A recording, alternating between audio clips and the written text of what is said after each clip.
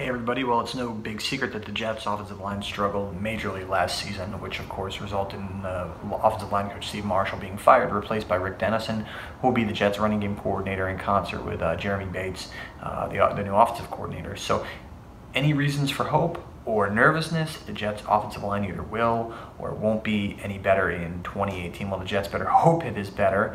That was a big reason why their offense was so abysmal last season and under John Morton.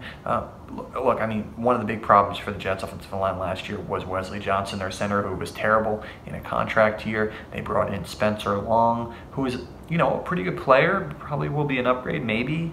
He's coming off quad surgery, so that's a concern. He's not a Ryan Jensen or a Weston Richburg type. The Jets decided to not break the bank at that position. Will that prove to be a mistake or not? I think he's an upgrade over Wesley Johnson. That should be helpful. The Jets like that he's a bigger player. Todd Bowles mentioned that at the NFL owners meetings in Orlando in March, that they like that Long brings a little bit more size to the position than Johnson did. You know, will he be the long-term replacement for Nick Mangold? I mean, that's tough to say and tough to put that on him at this point. But in terms of some of the other positions in the line, Brian Winters at right guard struggled last season largely because of injuries. So let's see how he does healthy this year. He got the big contract going into last season. Unfortunately for him, he was hurt and had that abdominal injury for much of the year, played with a torn abdominal muscle.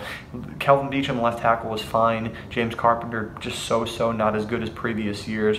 You know, we mentioned the struggles at center with Johnson and at right guard with Winters, and Brandon Shell at right tackle is a really intriguing player because, you know, he hasn't quite turned the corner yet. He's always been more of a natural right tackle, and we'll see if this is the year that he kind of turns that corner. The Jets obviously need to get a long-term solution at left tackle. Beachum probably is not that, but because of where they're at in the draft and only having one pick before 72, that being number 3 that they're going to use on a quarterback, they're probably not getting their left tackle of the future in this draft. So I think as you look at this Jets offensive line, they're going to roll with the guys they have right now. They have some concerns in terms of depth, and they have a guy in Rick Dennison who's had some success as a line coach in terms of zone blocking and that sort of thing in Denver. So we'll see if they're able to translate that into some better production here in 2018. One thing's for certain, they certainly need to do that.